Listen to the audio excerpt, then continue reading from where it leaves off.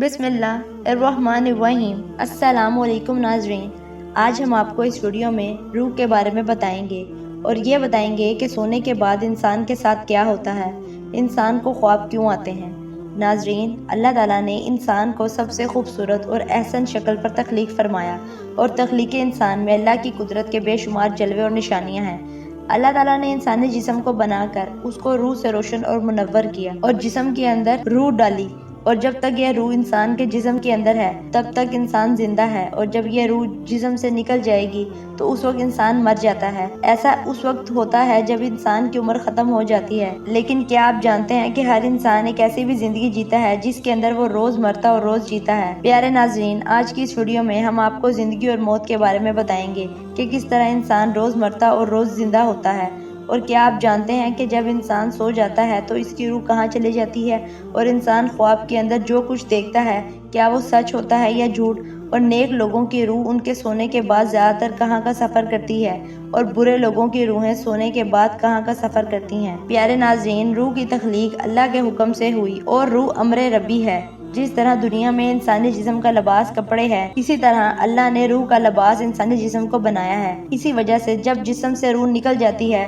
تو جسم بیکار ہو جاتا ہے۔ پیارے ناظرین، روح دو طرح کی ہوتی ہے، ایک نیک روح جو نیک عمل کرتی ہے، اور دوسری بدکار جو کہ گناہ گار روح ہوتی ہے جو کہ برے عمل کرتی ہے۔ انسان کو جو بھی خواب آتے ہیں یا وہ جو خواب میں جہاں کہیں بھی جاتا ہے اس میں انسان کی سوچ اور عمل کا دخل ہوتا ہے، اور اگر وہ نیک ہو تو اس کو نیک خواب آتے ہیں اور اس کو خواب کے اندر نیک لوگوں کی زیارت ہوتی ہے، جیسا کہ حضور کرم صلی اللہ علیہ وسلم کا دیدار ہونا یا صحابہ کرام کا یا اولیاء کرام کی زیارت نصیب ہونا۔ اسی طرح نیک روح جب کہیں سفر کرتی ہے تو اس کا سفر بھی نیک ہوتا ہے اور خواب میں نیک چیزوں کو دیکھتی ہے، اور جو بدکار روح ہوتی ہے وہ برے لوگوں کی طرف مائل ہوتی ہے اور اس کی روح پر شیطان کا قبضہ ہوتا ہے۔ ایسے لوگوں کو جو خواب آتے ہیں وہ شیطانی ہوتے ہیں، اور ایسے لوگوں کے خواب قابل قبول نہیں ہوتے۔ پیارے ناظرین، جب تک انسان سوتا ہے اس کی روح جسم سے نکل جاتی ہے اور سیر کرتی رہتی ہے، لیکن اس کا تعلق جسم سے نہیں ٹوٹتا، اس کا تعلق جسم سے باقی رہتا ہے۔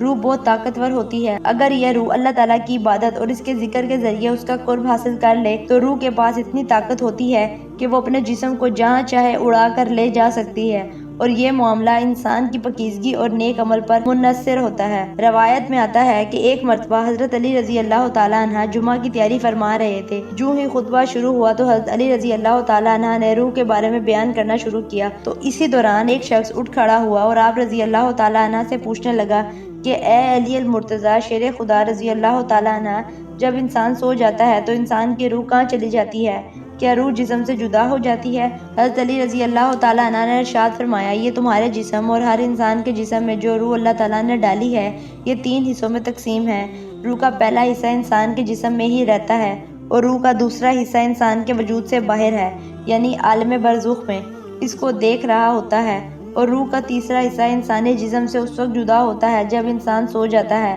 اگر انسان نیک اور اللہ تعالیٰ کا فرما بردار ہو تو اس کی روح ایک ایسے عالم میں چلی جاتی ہے جہاں اللہ تعالیٰ نے جنات اور انسانوں کے مابین ایک راستہ بنایا ہے۔ یہ نیک روح جب اس مقام پر پہنچتی ہے تو اس وقت انسان کو خواب آنے لگتے ہیں۔ وہاں یہ نیک روح سب کچھ دیکھتی ہے کہ آگے دنیا میں کیا ہونے والا ہے، اور اگر انسان گناہ گار اور اللہ تعالیٰ کا نافرمان ہو تو ایسے انسان کی روح اس کے جسم میں ہی قید ہوتی ہے، اور ایسے انسان کو خواب میں نیک روح کی طرح کچھ نظر نہیں آتا، اور اگر انسان نیک اور اللہ تعالیٰ کا فرما بردار ہوتا ہے تو اللہ تعالیٰ ایسے انسان کو ایک خاص قسم کا علم عطا فرماتا ہے، اور اس کے جسم کے اندر ایسی طاقت ہوتی ہے کہ اگر انسان جب چاہے جہاں چاہے وہاں پر جا سکتا ہے۔ لہٰذا جب انسان اللہ تعالیٰ کو راضی کر لیتا ہے تو اللہ تعالیٰ انسان کی روح کو ہر طرح کی قید سے آزاد فرما دیتا ہے۔ اس وقت اس کو ایک خاص علم عطا فرماتا ہے جس کے ذریعے یہ جہاں چاہے وہیں جا سکتی ہے۔ پیارے ناظرین، حقیقت یہ ہے کہ خوابوں کا اور روح کا تعلق انسان کے اعمال کے ساتھ ہے۔ اگر انسان کی سوچ اچھی ہو تو اس کو خواب اچھے آتے ہیں، اور اگر انسان کی سوچ بری ہو تو اس کو برے خواب آتے ہیں۔ آخر میں اللہ تعالیٰ سے دعا ہے کہ اللہ تعالیٰ ہمیں نیک اعمال کرنے کی توفیق عطا فرمائے اور حضور کریم صلی اللہ علیہ وآلہ وسلم کے بتائے ہوئے راستے پر چلنے کی توفیق عطا فرمائے۔ آمین ثم آمین۔ اگر آپ کو ہماری یہ ویڈیو پسند آئی ہو تو ہماری ویڈیو کو لائک کریں اور ہمارے چینل کو سبسکرائب کریں۔ شکریہ۔